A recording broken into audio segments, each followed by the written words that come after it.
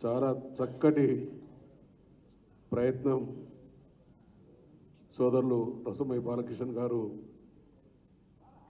చిన్న నిడివి కలిగినటువంటి టెలిఫిలిం తీయడం.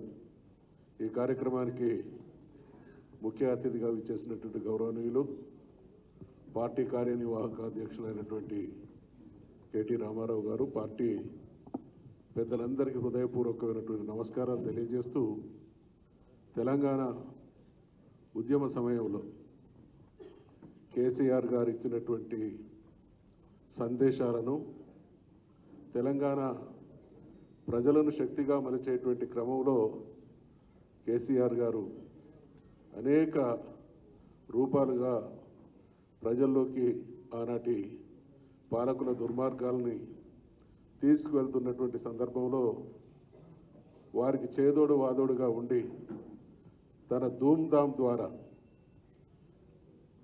ప్రజలందరినీ ఉర్రు తొలగించడమే కాకుండా వారి భాషలో వారి భావాలను గొప్పగా ఆ రోజు చైతన్యవంతం చేసినటువంటి పాత్రధారి రసమయ్య బాలకిషన్ గారు. తెలంగాణ రావడం, కేసీఆర్ గారి నాయకత్వాలు స్వర్ణయుగాన్ని చూడడం ఒక అపురూపమైనటువంటి ఘట్టం. కాబట్టి మళ్ళీ సంవత్సరం క్రితం వచ్చినటువంటి ఈ దుర్మార్గపు పాలన ఇవాళ మనమందరం కూడా ముక్త కంఠంతో బాలకిషన్ గారి ప్రయత్నాన్ని అభినందించాలి.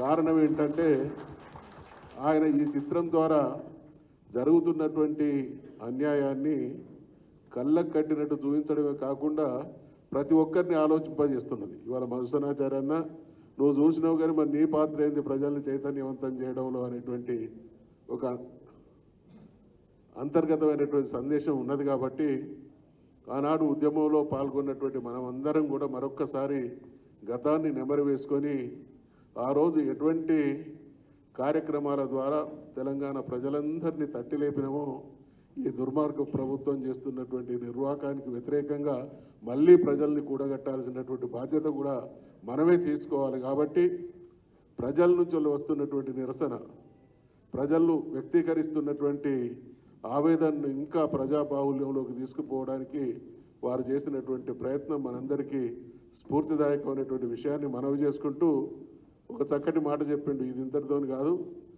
ఈ ప్రభుత్వం దుర్మార్గ ప్రభుత్వం, రాక్షసత్వానికి పర్యాయపదంగా ఈరోజు రాష్ట్రంలో ఈ పాలన కొనసాగుతున్నది. కాబట్టి నువ్వు ఎన్ని అణచివేతలు, ఎన్ని రకాలైనటువంటి ఇబ్బందులు కలిగించినా మేము మాదైనటువంటి తీరుగా స్పందిస్తాం, ఈ ప్రజల్ని సమీకరిస్తాం, అడుగడుగున నిన్ను ప్రశ్నిస్తాం, నీ దుర్మార్గాన్ని ఎండగడతాం, చివరికి ఏ ప్రజలనైతే నువ్వు మోసం చేసినావో ఆ ప్రజల చేత నీకు తగిన గుణపాఠం చెప్పి తీరుతాం అనేటువంటి సంకల్పంతో వారు చేసినటువంటి ప్రయత్నానికి హృదయపూర్వకమైనటువంటి అభినందనలు తెలియజేస్తూ సెలవు తీసుకుంటా ఉన్నాను.